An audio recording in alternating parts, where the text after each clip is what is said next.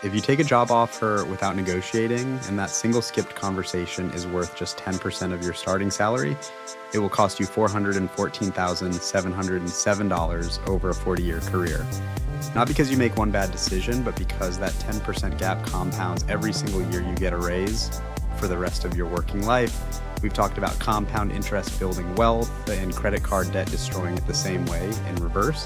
This is the same mechanism showing up somewhere most people never think to look. Your salary. Every raise you ever get is usually a percentage of your current salary, not a fixed dollar amount, which means whatever gap exists on day one doesn't stay the same size. It compounds right alongside every raise that follows. But here's the actual math. Say the average starting salary is $55,000 and you get a 3% raise every year, which is realistic long-term average. If you negotiate your starting offer up by just 10% to $60,500 and get the exact same 3% raises from there, that $5,500 gap doesn't stay $5,500. By year 40, your salary is $191,605 instead of $174,186, a gap of over $17,000 in that 1 year alone. Add up the difference every single year across a 40-year career, and negotiating that one offer is worth $414,707 in total lifetime earnings.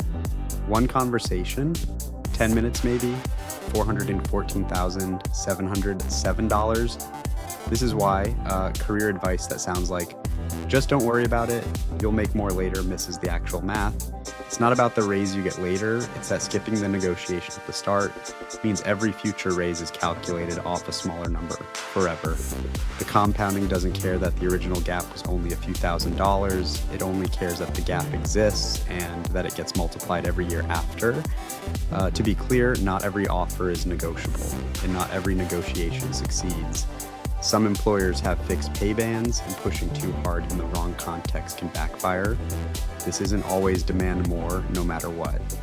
It's that most people who could ask don't, often because they don't realize how much a single percentage point is actually worth once you run it across a career instead of a single paycheck.